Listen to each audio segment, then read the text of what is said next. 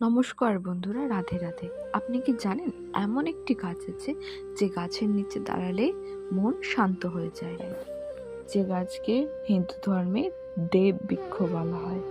আর প্রতিদিন সেই গাছে এক ঘটি জল ঢাললে নাকি বদলে যেতে পারে জীবনে বহু সমস্যা।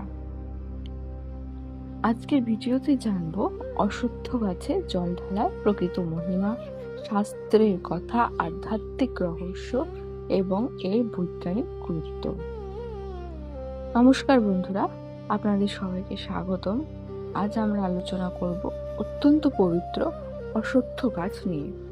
ভারতীয় সংস্কৃতির পুরাণ ও লোকবিশ্বাসে এই গাছের গুরুত্ব অপরিসীম। অনেকেই প্রতিদিন সকালে অশ্বত্থ গাছে জল দেন, প্রদীপ জ্বালান, প্রদক্ষিণ করেন। কিন্তু কেন? এই আচারগুলোর পেছনে কি রহস্য আছে? চলুন বিস্তারিতভাবে জেনে নেওয়া যাক। হিন্দু ধর্মে অশ্বত্থ গাছকে শুধু একটি গাছ নয়, দেবত্বের প্রতীক হিসাবে দেখা হয়। পুরাণ অনুযায়ী এই গাছে ব্রহ্মা, বিষ্ণু, মহেশ্বরের বাস রয়েছে। মূলে ব্রহ্মা, কাণ্ডে বিষ্ণু, শাখায় মহেশ্বর। তাই এই গাছের পূজা মানে ত্রিদেবীর পূজা বলেই মনে করা হয়। ভগবদ গীতাতে শ্রীকৃষ্ণ বলেছেন, অশ্বত্থ সর্ববৃক্ষানাম, অর্থাৎ বৃক্ষদের মধ্যে আমি অশ্বত্থ। এই একটি বাক্যই বুঝিয়ে দেয় অশ্বত্থ গাছ কতটা মহিমান্বিত। অনেক সাধু সন্ত অশ্বত্থ গাছের নিচে ধ্যান করতেন, কারণ এই পরিবেশ মনকে শান্ত ও স্থির করে। এখন প্রশ্ন হলো, অশ্বত্থ গাছে জল ঢাললে কি হয়?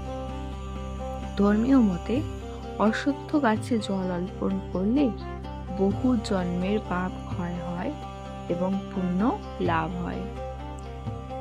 শনিদেও প্রসন্নিত হয়। বিশেষ করে শনিবার অশ্বত্থ গাছে জল ও প্রদীপ দিলে শনির কুপ্রভাব কমে, এমন বিশ্বাস বহু মানুষের। সংসারে শান্তি আসে। লোকবিশ্বাস অনুযায়ী নিয়মিত অশ্বত্থ পূজা করলে পরিবারে অশান্তি কমে, ইতিবাচক শক্তি বৃদ্ধি পায়। মানসিক শান্তি। ভোরের নির্মল পরিবেশে গাছের নিচে কিছুক্ষণ দাঁড়ানো, প্রার্থনা করা মনকে শান্ত করে। শুধু ধর্মীয়ই দিক যে আছে এমন নয়, বৈজ্ঞানিকভাবে অশ্বত্থ গাছ অত্যন্ত গুরুত্বপূর্ণ।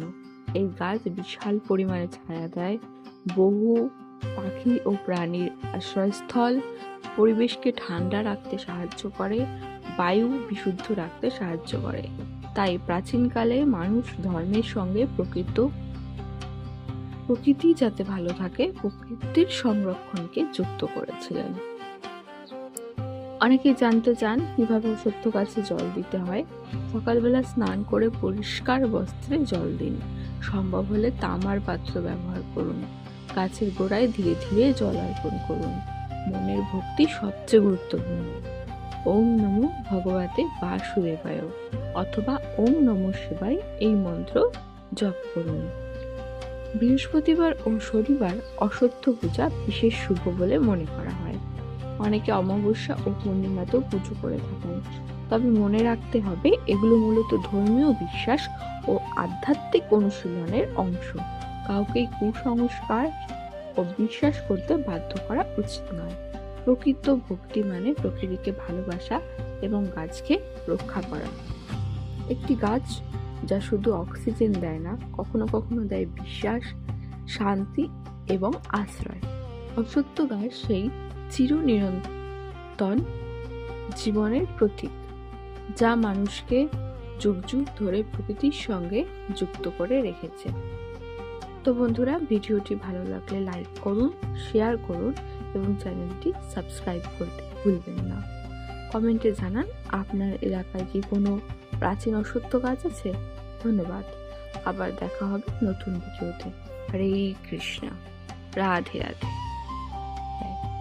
যে গাছকে হিন্দু ধর্মে দেব বৃক্ষ বলা হয়, আর প্রতিদিন সেই গাছে এক ঘটি জল ঢাললে নাকি বদলে যেতে পারে জীবনে বহু সমস্যা।